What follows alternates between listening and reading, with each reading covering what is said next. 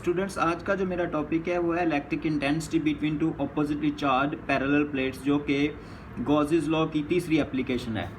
तो स्टूडेंट्स, इसकी बात करते हैं। सबसे पहले जो है मैं आपको एक मेरे पास पॉजिटिव मेटल प्लेट है जो मैंने खुद से बनाई है। ये रियल स्ट्रक्चर नहीं है, जस्ट आपको समझाने के लिए ये चीज़ें मैं बनाता हूँ। ये पॉजिटिव मेटल प्लेट है और ये वाली जो है स्टूडेंट्स ये नेगेटिव मेटल प्लेट है। ठीक है, इसके ऊपर जो है पॉजिटिव चार्ज डिस्ट्रीब्यूट किया गया है, इसलिए इसको पॉजिटिव प्लेट कह रहे हैं। इसके ऊपर जो है वो नेगेटिव चार्ज डिस्ट्रीब्यूट किया गया है। तो जो सरफेस चार्ज डेंसिटी है वो होती है charge per unit area. 1 metre area के अंदर जितना चार्ज हो उसको सरफेस चार्ज डेंसिटी कहते हैं। तो ये नेगेटिव चार्ज प्लेट के ऊपर 1 मीटर स्क्वायर के अंदर जितना चार्ज होगा उसको सरफेस चार्ज डेंसिटी, और उसका फार्मूला में इस्तेमाल भी मैं आपको बताऊंगा। तो स्टूडेंट्स, ये पॉजिटिव मेटल प्लेट है, इसको पॉजिटिव चार्ज दे दिया गया है। ये चूँकि इसको नेगेटिव चार्ज दिया गया तो इसको नेगेटिव चार्ज प्लेट कहते हैं। अब स्टूडेंट्स, अब मैं आपको बताना ये चाहता हूँ कि इससे पहले जो हमने 2 एप्लीकेशन डिस्कस किया ना, उसमें हमने Gaussian surface in the form of a hollow sphere जो है वो कंसिडर की थी। आज जो है गॉसियन सरफेस है लेकिन in the form of a box है। तो बॉक्स की 6 साइडें होती है, मैं आपको गिनवा देता हूँ। ये देखिए स्टूडेंट्स, एक साइड ये है, एक इसके नीचे 2, एक साइड ये है, एक इसके इस तरफ 4, एक साइड ये है, एक इसके इस तरफ, टोटल 6 साइडें हो गई। और हर साइड के ऊपर अगर आप ध्यान से देखें तो मैंने इनका वेक्टर एरिया शो किया हुआ है, जो कि हर साइड की सरफेस के ऊपर जो है वो परपेंडिकुलर है। अगर इसकी बात करें तो ऐसे है, इसकी बात करें तो ऐसे है, इसकी बात करें तो ऐसे है, इसकी बात करें तो ऐसे है, इसकी बात करें तो ऐसे है। अब एक साइड पे मैंने वेक्टर एरिया शो नहीं किया, जो कि ये वाली साइड है, वो मैं आपको बाद में बताऊंगा क्यों। लेकिन बाकी 5 साइडों पे मैंने वेक्टर एरिया शो किया हुआ है। उसकी वजह यह है कि हमने हर साइड के अंदर से फ्लक्स की वैल्यू कैलकुलेट करनी है, जबकि साइड 1 से हम कैलकुलेट नहीं करेंगे, क्योंकि ये जो साइड है ये प्लेट पॉजिटिव प्लेट के अंदर जो है चली जाएगी, उसका ये हिस्सा बन जाएगी। तो स्टूडेंट्स, इस बॉक्स की 6 साइडें हैं। हर एक साइड के ऊपर जो वेक्टर एरिया है वो आपको पता है कि वेक्टर एरिया जो होता है वो परपेंडिकुलर होता है ऑन द सरफेस। तो स्टूडेंट्स, जो हम एंगल मेजर करते हैं वो वेक्टर एरिया और इलेक्ट्रिक फील्ड लाइंस या इलेक्ट्रिक इंटेंसिटी की डायरेक्शन में जो है उनको मेजर किया जाता है। तो जब एंगल जो होता है 90 होता है, cos 90 0 हो जाता है, फ्लक्स की वैल्यू सरफेस में से 0 हो जाएगी, क्योंकि फ्लक्स का फार्मूला है E cos थीटा। तो ऐसी तमाम सरफेसिस जिसमें cos की वैल्यू 90 आएगी, cos एंगल किसके दरमियान है? Vector area and electric field lines के दरमियान। तो इसीलिए ये एरो जो है वो मैंने लगाए हैं to show the vector area, ताकि हमें जो है वो पता चल सके कि इलेक्ट्रिक फील्ड लाइंस और वेक्टर एरिया के दरमियान क्या डायरेक्शन बन रही है। तो स्टूडेंट्स, चलिए आगे मूव करते हैं। ये वाली जो पॉजिटिव प्लेट है, आप देख सकते हैं कि ये मैंने इसकी जो सिंबॉलिक डायग्राम भी है नीचे बनाई हुई है। ये पॉजिटिव है, ये नेगेटिव है। ये इलेक्ट्रिक फील्ड लाइन जो है पॉजिटिव से निकल के नेगेटिव की तरफ जा रही हैं।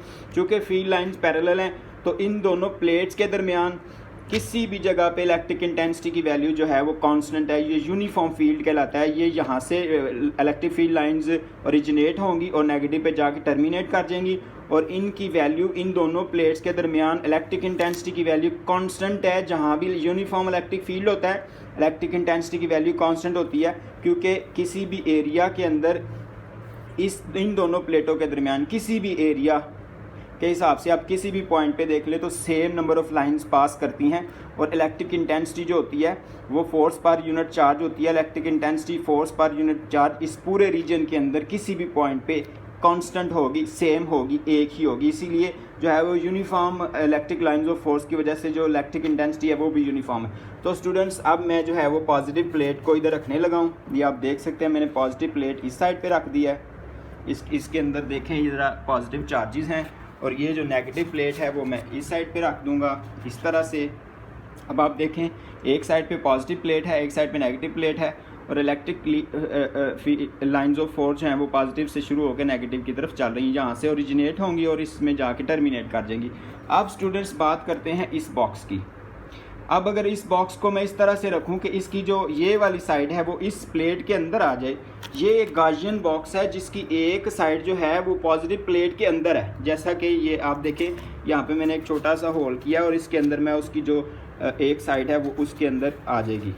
अब देखें ज़रा, ये पॉजिटिव प्लेट है, आप देख सकते हैं मैंने उसको उसके अंदर जो है वो ये आप देखें ये आ गई इसके अंदर। अब स्टूडेंट्स अब मुझे बताएं कि अब जो साइड अंदर आ गई है उस प्लेट के, उसमें तो इलेक्ट्रिक इंटेंसिटी की वैल्यू 0 कंसीडर करनी पड़ेगी। अब बाकी बची हैं 5 सरफेसेस। अब ये जो ऊपर वाली सरफेस है इसका जो वेक्टर एरिया है ऊपर है, जबकि इलेक्ट्रिक फील्ड लाइंस की डायरेक्शन जो है वो आपको पता है कि वो तो जी उसी तरफ है जिधर वो ये लाइनें मोटी आपको नज़र आ रही। तो एरिया ऊपर है, साइड 2 की बात कर रहा हूँ, इलेक्ट्रिक फील्ड लाइंस जो हैं वो उधर हैं, तो एंगल कितना बनेगा 90। और ये वाली इस साइड वाली जो सतह है इसकी अगर बात करें तो इसमें देखें वेक्टर एरिया इधर है, जबकि इलेक्ट्रिक लाइंस ऑफ फोर्स उधर ही हैं। इस साइड पे भी एंगल 90 बनेगा, फ्लक्स की वैल्यू 0 हो जाएगी क्योंकि cos 90 है, cos 90 0 होता है। उसके बाद स्टूडेंट्स इस साइड की बात करें, देखें वेक्टर एरिया इधर है, जबकि इलेक्ट्रिक फील्ड लाइंस जो हैं बिल्कुल एक ही सम्मत में है, तो एंगल फिर 90 बनेगा। और अगर नीचे वाली सरफेस की बात करें, आप ध्यान से देखें नीचे भी वेक्टर एरिया नीचे है, जबकि इलेक्ट्रिक फील्ड लाइन जो है वो उसके ऊपर परपेंडिकुलर है। तो स्टूडेंट्स ये वाली साइड है, इसमें वेक्टर एरिया और इलेक्ट्रिक फील्ड लाइन जो हैं वो एक दूसरे की सेम ही डायरेक्शन में आ रही हैं, जिस वजह से इस साइड पे इलेक्ट्रिक फ्लक्स की वैल्यू 0 नहीं होगी। बाकी 4 जो सरफेसेस हैं चूँकि उनका वेक्टर एरिया और इलेक्ट्रिक फील्ड लाइंस के दरमियान एंगल 90 है, तो वो वैल्यू 0 कर देगा इलेक्ट्रिक फ्लक्स की। और एक तो वैसे उस प्लेट के अंदर चला गया, तो वैल्यू आएगी सिर्फ इस साइड की, क्योंकि इस साइड का वेक्टर एरिया और इलेक्ट्रिक फील्ड लाइन जो हैं एक दूसरे के पैरेलल हैं। एंगल आएगा 0 और एंगल 0 की वजह से जो है वो इसकी जो वैल्यू आएगी फ्लक्स की EA cos 0 आएगा EA। तो स्टूडेंट्स इसको मैं आपको दोबारा से समझा देता हूँ। ये जी मैंने इस बॉक्स को ज़रा बाहर निकाला है ताकि आपको मैं समझा सकूँ आसानी के साथ। ये देखिए साइड 1 तो इसके अंदर है, उसमें जो फ्लक्स हमने कैलकुलेट करना कोई नहीं, ठीक है स्टूडेंट्स। अगर उसमें से फ्लक्स की वैल्यू हमने कैलकुलेट नहीं करनी तो बाकी 5 सरफेसेस रह गई हैं। इस सरफेस जो ऊपर वाली है इसके ऊपर आप देखें कि इलेक्ट्रिक वेक्टर एरिया की डायरेक्शन ऊपर है, जबकि इलेक्ट्रिक फील्ड लाइंस आप देखें वो मोटी लाइनें इसके ऊपर परपेंडिकुलर है। 90 का एंगल है तो 0 हो जाएगा, cos 90 0। और अगर इस साइड की बात करें, आप देखें तीर का निशान जो है वो उधर है और इलेक्ट्रिक फील्ड लाइन जो है वो इधर है। ये देखें इस साइड पे इधर है और इलेक्ट्रिक फील्ड लाइन इधर है। एंगल 90 इस साइड का भी जो है फ्लक्स 0 हो जाएगा। जबकि इस साइड की अगर बात करें तो इस साइड पे भी वही सिचुएशन है, एंगल 90 है। और ये जो बॉटम साइड है इसकी, ये वाली साइड है, इसमें भी देखें ये नीचे है, जबकि इलेक्ट्रिक फील्ड लाइंस इस तरफ है तो उसमें भी 0 हो जाएगा। जबकि ये जो इस साइड वाली सतह है ना स्टूडेंट्स, ये वाली, इसकी डायरेक्शन और इलेक्ट्रिक फील्ड लाइंस की जो डायरेक्शन है वो सेम है, और इसकी वजह से जो फील्ड है वो 0 नहीं होगा, क्योंकि cos 0 है, cos 0 की वैल्यू 1 है, तो एंगल जो बनेगा वो 0 का है, और cos 0 की वैल्यू 1 है तो आएगी वैल्यू EA। ठीक है स्टूडेंट्स, तो हमारे पास सिर्फ एक इस बॉक्स की 5 साइडों की वैल्यू 0 है, जबकि एक साइड की वैल्यू आएगी। वो वाली साइड कौन सी है स्टूडेंट्स? वो वाली साइड ये वाली है, ये वाली साइड है, क्योंकि इसमें जो है electric lines of force and vector area के दरमियान डायरेक्शन एंगल बन रहा है 0 का, तो cos 0 1, और इस साइड की वजह से इलेक्ट्रिक फ्लक्स की वैल्यू आएगी ऊपर वाली सतह की वजह से भी 0 क्योंकि एंगल 90 है, राइट साइड भी 0, लेफ़्ट साइड भी 0, और ये जो नीचे वाली साइड है इसका एंगल भी अगर देखें वो भी 90 है, और एक ये जो साइड है वो वैसे ही उस बॉक्स के अंदर है तो उसकी वजह से भी 0। तो स्टूडेंट्स अब हम इसकी ज़रा डेरिवेशन करते हैं और मैं मज़ीद आपको उसमें क्लियर कर दूंगा एंगल वगैरह का जो हिसाब है उसमें। तो स्टूडेंट्स इसकी डेरिवेशन अगर देखी जाए वो बहुत ज़्यादा सिंपल सी है। स्टूडेंट्स अगर साइड 1 की बात करें ना, तो साइड 1 मैंने आपको बताया है कि साइड 1 जो है वो बॉक्स के अंदर है तो उसके फ्लक्स की वैल्यू जो है वो 0 है। अब साइड 2 की बात करें, साइड 2 अगर उनके दरमियान एंगल, अगर साइड 2 अगर कंसिडर करें, उसका वेक्टर एरिया इधर है और इलेक्ट्रिक लाइंस ऑफ फोर्स जो हैं वो इस साइड पर हैं, तो एंगल बनेगा 90, तो फ्लक्स cos 90 0, फ्लक्स क्या हो जाएगा साइड 2 का भी 0। साइड 3 की अगर बात करें स्टूडेंट्स, साइड 3 में क्या है, वेक्टर एरिया इधर है, जबकि इलेक्ट्रिक लाइंस ऑफ फोर्स की डायरेक्शन नहीं बदलनी स्टूडेंट्स, वो सेम ही रहेगी। अब फिर एंगल 0 है तो फिर फ्लक्स की वैल्यू 0 आ जाएगी क्योंकि कॉज 90 0 होता है। उसके बाद स्टूडेंट्स जो चौथी सरफेस है जो बॉटम वाली है उसमें आप देखें कि वेक्टर एरिया इस तरह नीचे की तरफ है, जबकि इलेक्ट्रिक लाइंस ऑफ फोर्स की जो डायरेक्शन है वो वही है, जबकि वेक्टर एरिया जो ऐसे नीचे है उसको मैं अगर रखना चाहूँ तो चलो मैं इस तरह आपको शो करवाने के लिए रख देता हूँ।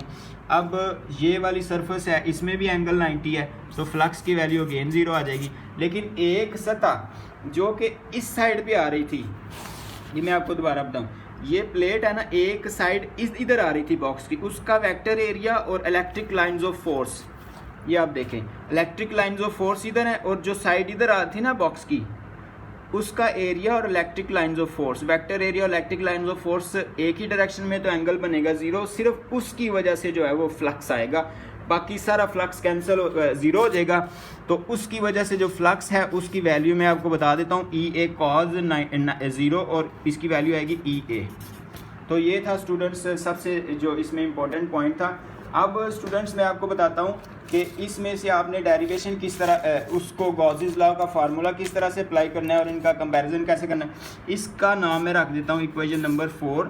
जबकि स्टूडेंट्स आपको पता है कि गॉसेस लॉ का फार्मूला क्या है, flux through any surface is 1/ε0 times the total charge.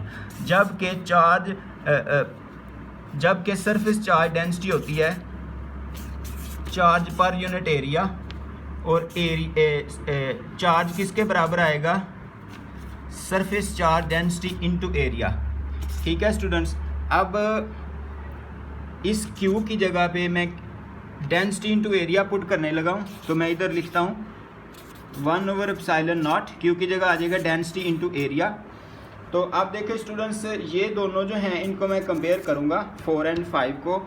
आप देखें E A is equal to 1/ε0 density into area आ जाएगा, एरिया के साथ कैंसिल हो जाएगा और हमारे पास जो आंसर है वो आ जाएगा 1/ε0 इंटू डेंसिटी।